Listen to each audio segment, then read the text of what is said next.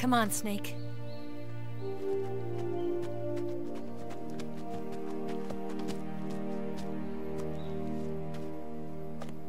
We made it.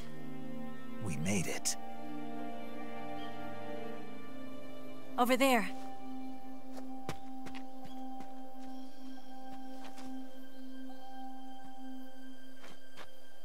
It's the boss, isn't it? I'll go get the wig ready to take off. Right. I'll leave you two alone. But come back in one piece, okay?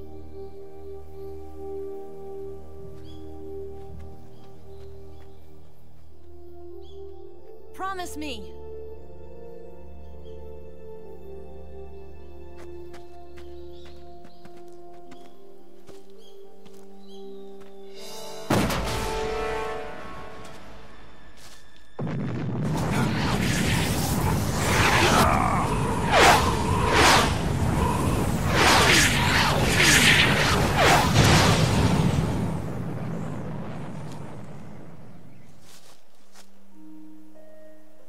Life's end.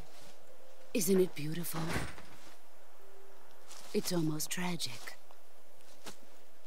When life ends, it gives off a final lingering aroma. Light is but a farewell gift from the darkness to those on their way to die. I've been waiting, Snake, for a long time. Waiting for your birth, your growth, and the finality of today. Boss. Why are you doing this? Why? To make the world one again. The world used to be whole. But with the end of the Second World War, the philosophers began to fight amongst themselves, and the world was torn apart. The Cobras, my comrades who trained and fought alongside me, were torn apart as well. The foibles of politics and the march of time can turn friends into enemies just as easily as the wind changes. Ridiculous, isn't it?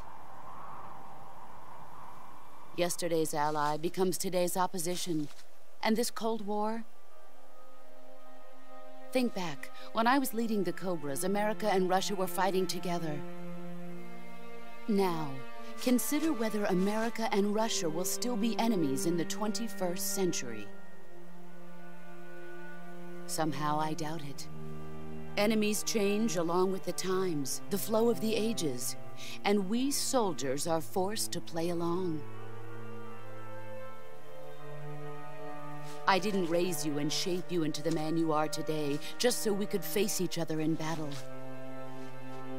A soldier's skills aren't meant to be used to hurt friends. So then what is an enemy? Is there such a thing as an absolute timeless enemy?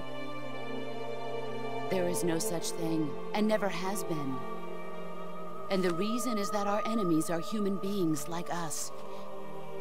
They can only be our enemies in relative terms. The world must be made whole again. The philosophers must be reunited. I will devote my skills to that purpose. And with the Colonel's money, I will achieve that end. Just as I once created the Cobras. They are my family. I may no longer be able to bear children, but I still have a family.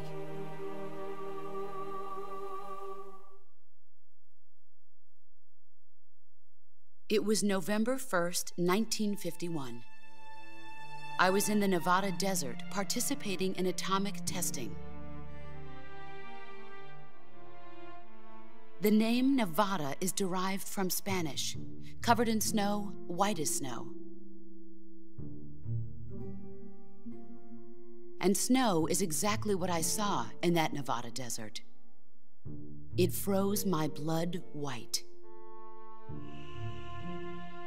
Snake, you were an atomic test subject, weren't you? On Bikini Atoll. That's part of the reason I was drawn to you. You and I are alike. We're both slowly being eaten away by the karma of others. we'll never have the chance to die peacefully of old age. We have no tomorrow. But we can still have hope for the future. In 1960, I saw a vision of the ideal future from space. 3 years earlier, the Soviet Union had succeeded in launching Sputnik, the first man-made satellite in history, into orbit. This came as a huge shock to the United States.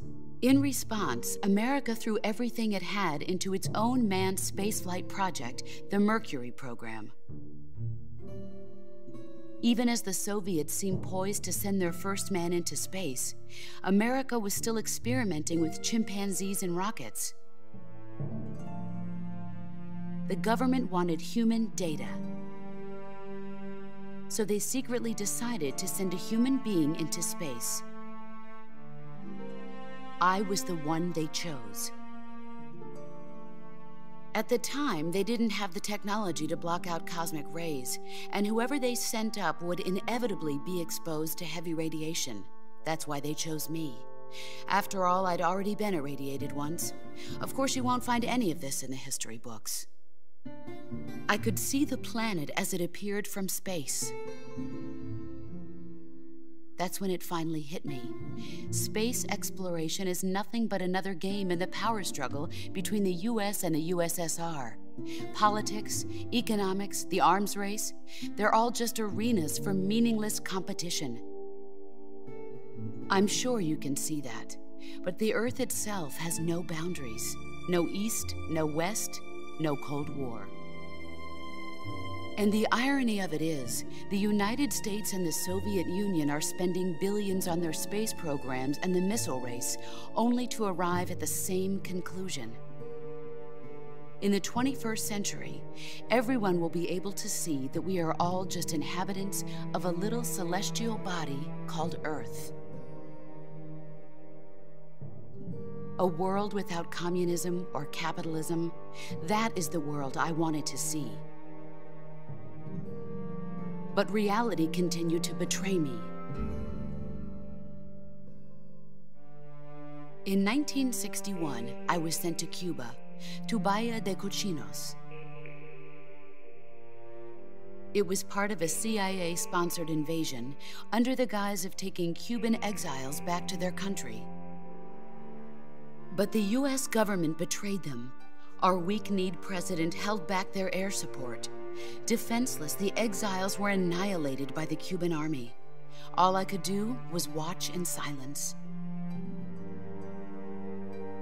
I was set up by the very country I'd sacrificed so much for, by the very government I dedicated my life to defending. I was driven from the surface world, and I went underground. Then, 2 years ago, I faced the sorrow, my old comrade in battle. He was my friend. But one of us had to die. I was left with no choice. The sorrow gave his life for me. There is no enmity between us. One must live, and one must die. That was the mission. The ones who gave me that mission were the philosophers. Early in the 20th century, the true holders of power in the United States, the Republic of China, and the newly formed Soviet Union gathered together in a secret meeting that would later be known as the Wise Men's Committee. The secret pact they formed there marked the beginning of the philosophers. But the last of the original members died in the 1930s.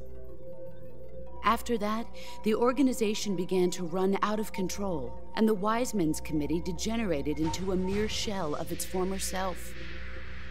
The philosophers of today have no sense of good or evil. Their influence extends to countries and organizations involved in every aspect of every war. They have become war itself. That's how they operate. The sacrifices of war cause a shift in the times. This shift leads to renewed conflict, and in turn triggers the next war. Like a nuclear chain reaction, each conflict sparks countless others, forming an endless spiral that will continue on for eternity. Do you understand what I'm saying, Snake? By consuming me and you, the philosophers intend to keep that cycle going forever. It was my father who explained all of this to me. He was one of them. You see, I am the last remaining child of the philosophers. But after he revealed the truth, my father was killed by that same shapeless, formless organization. And my father isn't the only thing the philosophers have taken from me. In June of 1944, the Cobras and I took part in the landing at Normandy. We'd been given a top-secret mission to locate and destroy enemy V-2 rocket installations. I was pregnant at the time. The sorrow was the father. I gave birth on the field of battle. A beautiful baby boy. But my child was snatched away from me by the philosophers.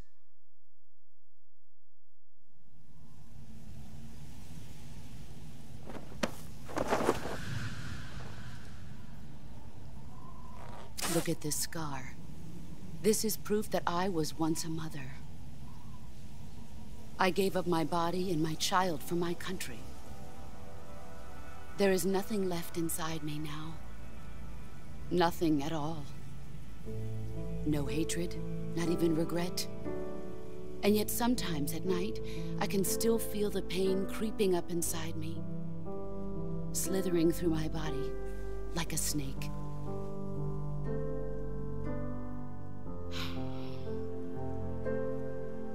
I've never talked this much about myself before. Thanks. Thanks for listening to me.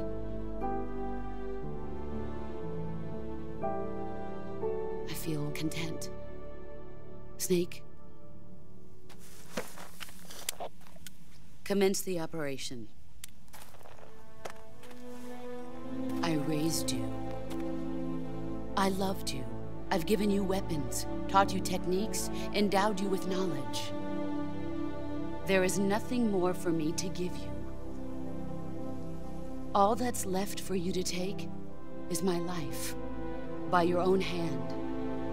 One must die, and one must live. No victory, no defeat. The survivor will carry on the fight. It is our destiny. The one who survives will inherit the title of boss. And the one who inherits the title of boss will face an existence of endless battle. I'll give you 10 minutes. In 10 minutes, MiGs will come and bomb the hell out of this place. If you can beat me in less than 10 minutes, you'll be able to escape in time. Let's make this the greatest 10 minutes of our lives, Jack. Boss. You're a soldier. Finish your mission.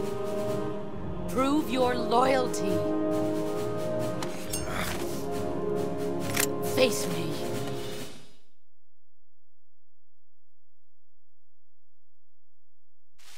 Let's see what...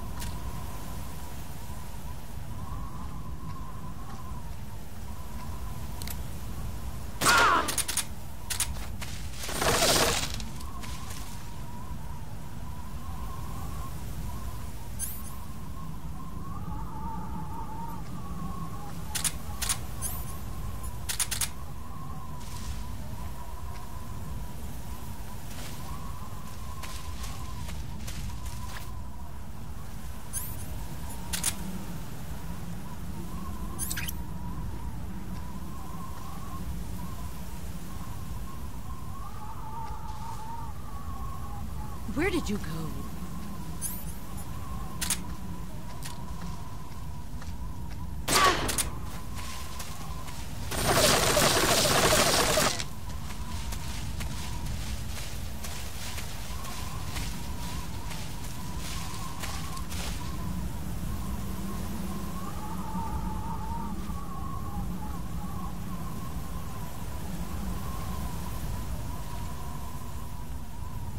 Where did you go?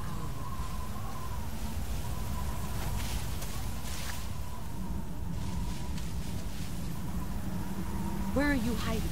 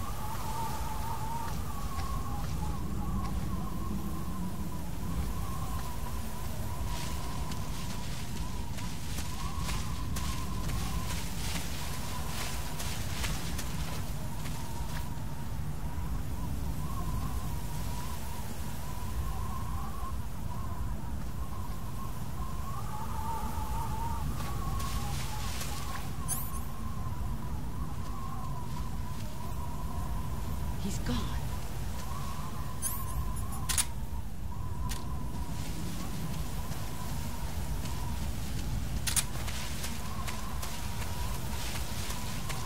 Where are you?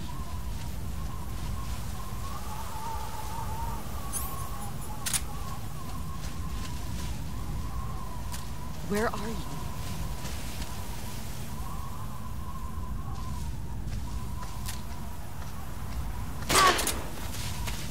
You've gotten stronger. Let's see what you're made of. Run quick.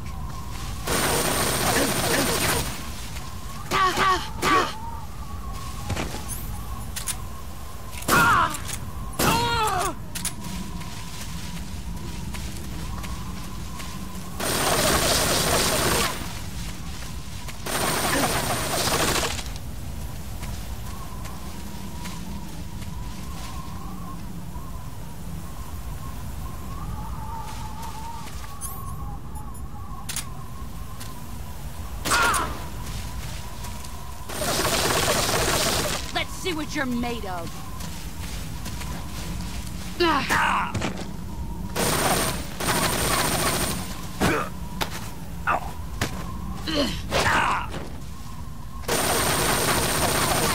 Move or you're dead.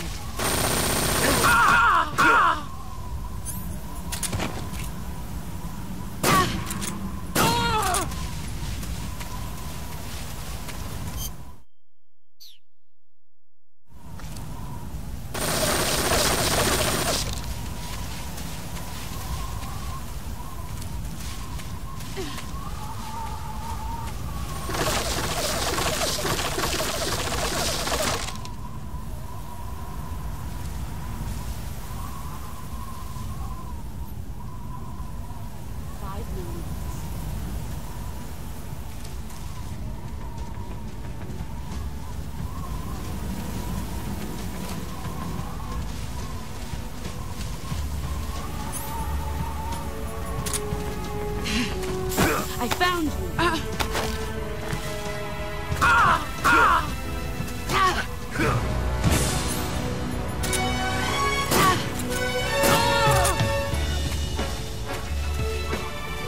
Let's see what you're made of.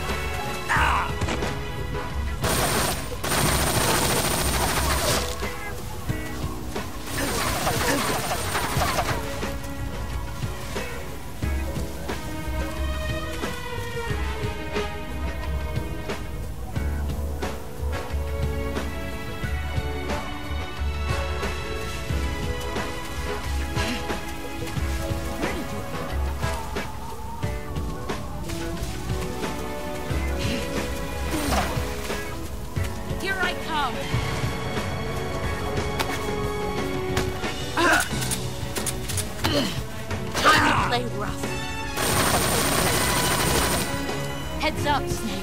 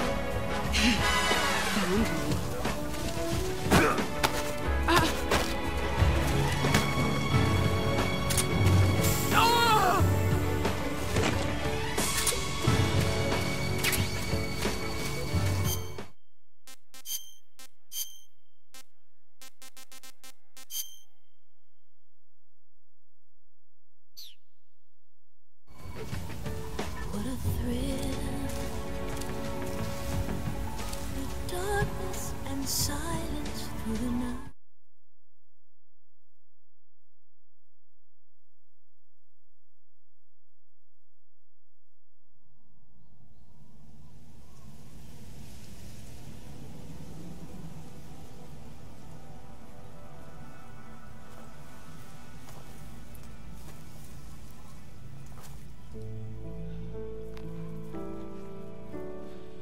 Take this. Keep it safe.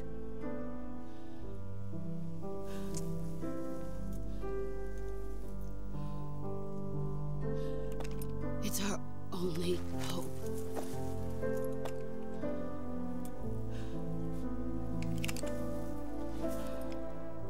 A patriot? Why are you giving me this? Jack. Or should I say, Snake. You're a wonderful man. Kill me. Kill me now. Do it.